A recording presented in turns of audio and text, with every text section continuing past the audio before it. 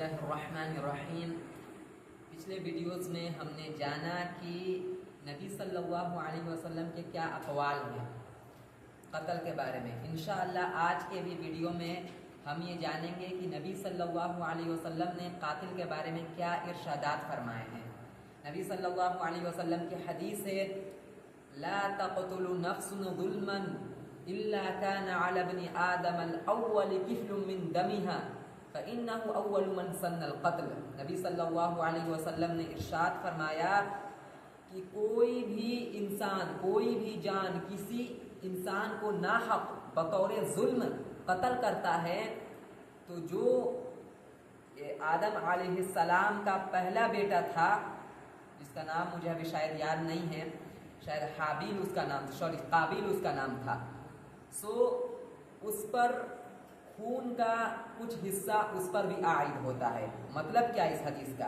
مطلب یہ ہے کہ اگر آج کوئی انسان کسی انسان کو ناحق قتل کر رہا ہے، ناحق جان سے مار رہا ہے، تو کچھ گناہ کا حصہ آدم علیہ السلام کے پہلے بیٹے پر بھی عائد ہوگا، اس پر بھی جائے گا۔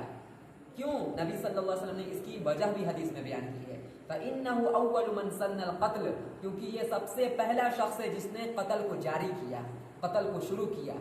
اس حدیث سے ہمیں واضح طور پر پتہ چل رہا ہے اور صاف صاف پیغام مل رہا ہے کہ اگر معاشرے میں کوئی برائی نہیں تھی اور آپ اس برائی کا جاری کرنے کا ذریعہ بنتے ہیں، اس برائی کا آغاز کرنے کا ذریعہ بنتے ہیں، جتنے بھی لوگ اس برائی میں مبتلا ہوں گے، آپ کے دنیا سے جانے کے بعد بھی آپ کو بھی گناہ ملتا رہے گا۔ جو لوگ بھی وہ کام کریں گے نا، کچھ گناہ کا حصہ آپ کو بھی جائے گا۔ اس سے ہم لوگوں کو صاف پیغام ملتا ہے۔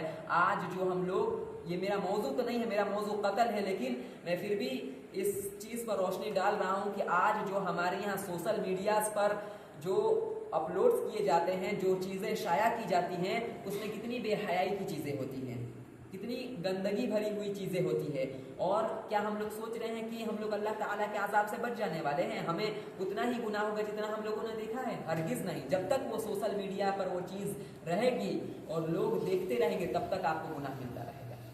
اس لیے آپ لوگوں سے گزارش ہے کہ آپ لوگ سوشل میڈیاز پر اچھے پوسٹ کریں، تاکہ آپ دنیا سے چلے بھی جائیں تو اس کا ثواب آپ کو ملتا رہے۔ دیکھیں، ایک صدقہ جاریہ ہوتا ہے اور ایک گناہ جاریہ ہوتا ہے۔ صدقہ جاریہ کا مطلب یہ ہوتا ہے کہ انسان کوئی اچھا کام کر جاتا ہے، کوئی نیک کام کر جاتا ہے، کوئی علم والا چیز دنیا میں چھوڑ جاتا ہے، ویڈیوز کی شکل میں، چاہے جو بھی شکل میں، دوسرے لوگ اس کو دیکھتے رہتے ہیں اور علم کی باتیں سب کو ملتی رہتی ہیں، لوگ اسے نفع اٹھاتے ہیں، اپنی زندگی کو بدلتے ہیں۔ ثواب کس کو ملتا ہے؟ جو قبر میں ہے۔ لیکن ایک ہوتا ہے گناہ جاریہ، انسان کوئی گناہ والا چیز چھوڑ جاتا ہے، جیسے گانے بجانے، ویڈیوز، جو گندا ویڈیوز ہیں وہ چھوڑ جاتا ہے، اور لوگ اس ویڈیوز کو دیکھتے ہیں، ان گانوں کو سنتے ہیں اور ان بے حیائی چیزوں کو دیکھتے ہیں۔ یہ تو شخص قبر میں ہے، لیکن جو دیکھ رہا ہے اس کو تو گناہ ہو ہی رہا ہے، ساتھ ہی جو قبر میں ہے اس کو بھی گناہ ہو رہا ہے، کیونکہ یہ گناہ جاریہ، اور جو دیکھے گا نا اس کو گناہ ہوتا رہے گا، یعنی یہ گناہ جاریہ ہے، جاری رہے گا یہ گناہ۔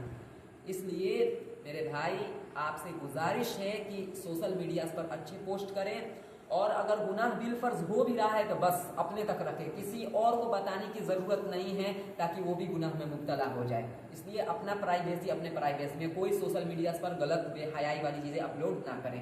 یہ خیر میرا ٹاپک نہیں تھا، میرا ٹاپک قتل تھا۔ دیکھیں، نبی صلی اللہ علیہ وسلم نے ارشاد فرمایا کہ قتل کتنا بڑا جرم ہے۔ کوئی بھی انسانی جان کسی دوسرے انسانی جان کو ظلمن قتل کرتا ہے تو آدم علیہ السلام کے پہلے بیٹے پر کچھ گناہ کا حصہ عائد ہوتا ہے۔ اس لیے قتل بہت بڑا جرم ہے۔ اس حدیث میں تو یہ بتایا گیا ہے کہ قتل کا اس نے آغاز کیا تھا، اس لیے اس پر بھی گناہ کا کچھ حصہ عائد ہوتا ہے۔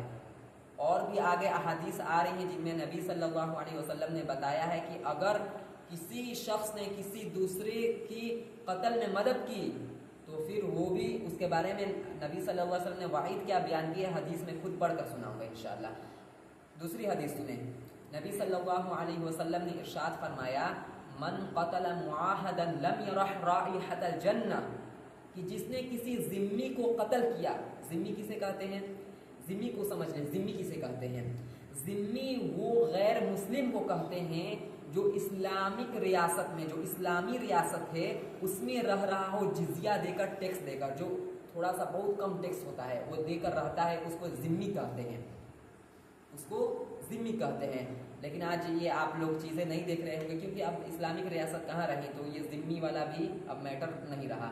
لیکن پہلے یہ ہوا کرتا تھا کہ مسلمانی علاقہ ہے تو جو غیر مسلم ہے نا وہ جزیہ دے کر رہا کرتے تھے مسلمانوں کے علاقے میں، جو بھی اپنا کاروبار ہے، بزنس کے لیے، جو بھی مقصد سے اپنا ان کا گھر ہوگا، فیملی ہوگا، تو ان کو ذمی کہا جاتا تھا۔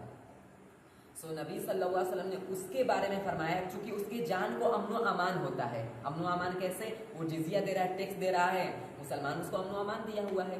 اگر اب اس کو قتل کیا جاتا ہے تو نبی صلی اللہ علیہ وسلم نے سنیے کیا اس پر وعید بیان کی ہے کہ جو کسی ذمی کو قتل کرتا ہے اسے جنت کی خوشبو تک نصیب نہیں ہوگی۔ سوچئے، جنت کی خوشبو بھی نصیب نہیں ہوگی۔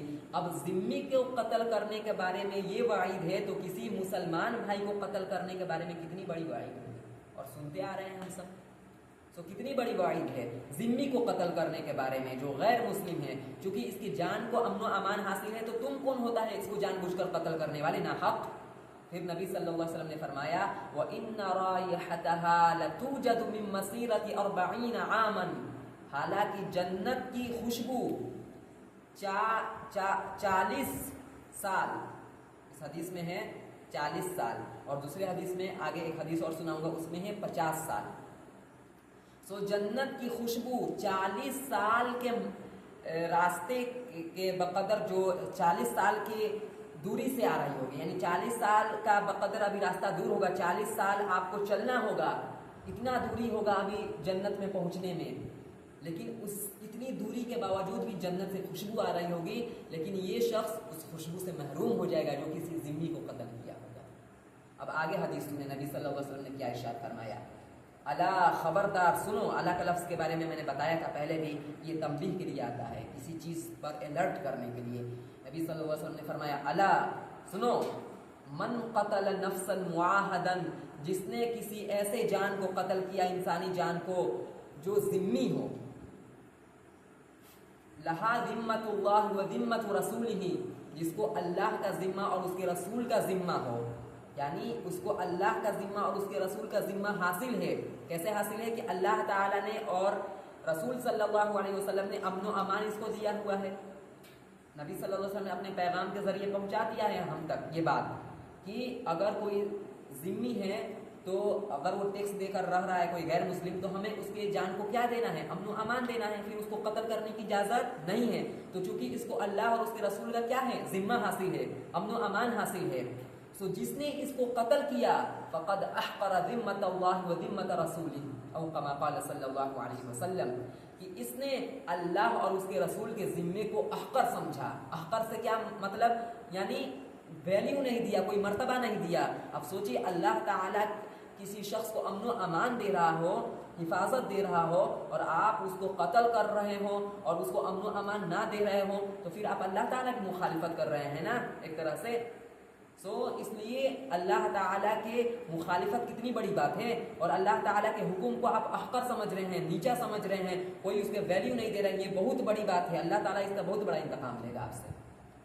نبی صلی اللہ علیہ وسلم نے پھر آگے فرمایا کہ اس شخص کو جنت کی خوشبو بھی نصیب نہیں ہوگی، حالانکہ جنت کی خوشبو وَإِنَّ رِيحَهَا لَيُوجَدُ مِن مَّسِيرَةِ 40 خریفاً، اس حدیث میں ہے 50 سال، اور وہ والی حدیث میں 40 سال۔ حالانکہ جنت کی خوشبو 40 سال کے مسافت سے آ رہی ہوگی، پھر بھی یہاں 50 سال ہے، 50 سال کی مسافت سے آ رہی ہوگی، پھر بھی اس شخص کو جنت کی خوشبو نصیب نہیں ہوگی، کیونکہ یہ بھی کبیرہ گناہ ہے کسی ذمی کو ناحق قتل کرنا۔ ٹھیک ہے، پھر نبی صلی اللہ علیہ وسلم نے ایک حدیث میں اور ارشاد فرمایا ہے عسى الله ان يغفره، عسى الله، ایسے حدیث ہے کل ذنب عسى الله ان يغفره الا الرجل يموت كافرا او الرجل يقتل مؤمنا متعمدا۔ نبی صلی اللہ علیہ وسلم نے ارشاد فرمایا کہ حضرت معاویہ رضی اللہ عنہ سے یہ حدیث مروی ہے، نبی صلی اللہ علیہ وسلم نے ارشاد فرمایا کہ امید ہے کہ ہر گناہگار کی بخشش ہو جائے، اللہ اسے معاف کر دے، بخش دے، جنت میں داخل کر دے، لیکن 2 ایسے گناہگار ہیں، 2 ایسے بڑے گناہ ہیں جس کی بخشش امید ہے شاید کبھی نہ ہو۔ یعنی کہا گیا ہے کہ ہر گناہ کی بخشش ہو سکتی ہے، لیکن ہو سکتا ہے کہیں ان گناہوں کی بخشش نہ ہو۔ کون سے بڑے 2 گناہ ہیں؟ اور ہو سکتا ہے کیا یہ ہوگی نہیں ان کی بخشش؟ اللہ تعالیٰ نبی صلی اللہ علیہ وسلم نے صاف طور پر کہا ہے کہ ہر گناہ کی بخشش کی چانس ہے، لیکن ان 2 گناہوں کی بخشش کی چانس نہیں ہے۔ وہ کون سے 2 گناہ ہیں؟ اگر کوئی شخص کفر پر مر جاتا ہے، کافر ہو کر مر جاتا ہے، اس کی بخشش کا کوئی امکان نہیں ہے، اللہ تعالیٰ اسے کبھی بھی معاف نہیں کرے گا، اس کا ہمیشہ ٹھکانہ جہنم ہونے والا ہے۔ اور ایک وہ شخص جو کسی مومن کو جان بوجھ کر قتل کر دے ناحق، وہ شخص بھی اگر توبہ کے بغیر مر جاتا ہے تو اس شخص کی بھی بخشش نہیں ہونے والی ہے، اللہ تعالیٰ اسے جہنم میں رکھے گا۔ اس لیے ہر گناہ کا انسان مرتکب ہو جائے، انسان اپنے آپ کو گناہوں سے بچائے، لیکن میرا بات کی تاکید آپ سمجھیں کہ انسان ہر گناہ کا مرتکب ہو جائے لیکن قتل کا مرتکب نہ ہو۔ حق العبد میں سب سے بڑا گناہ قتل ہے۔ اس لیے میں یہ جو بات کہا نا کہ ہر گناہ کا انسان مرتکب ہو جائے لیکن قتل کا نہ، یہ بات اس لیے نہیں کہ انسان گناہ کرنا شروع کر دے، مطلب یہ ہے کہ قتل کی میں آپ کو برائی، آپ کے دل، یہ جو قتل کی برائی ہے یہ آپ کے دل میں ڈالنے کی کوشش کر رہا ہوں، یہ قتل کتنا بڑا جرم ہے ان الفاظ سے ہے۔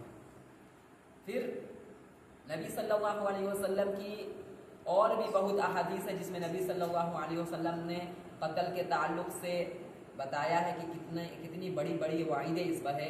اس لیے ہم سب کو چاہیے کہ اپنے آپ کو اس بڑے اور خطرناک گناہ سے محفوظ رکھیں، قتل۔ انشاءاللہ ہم لوگ عزم کریں کہ ہم لوگ اس عظیم گناہ سے اپنے آپ کو بچائیں گے۔ آج کے لیے اتنا ہی، السلام علیکم۔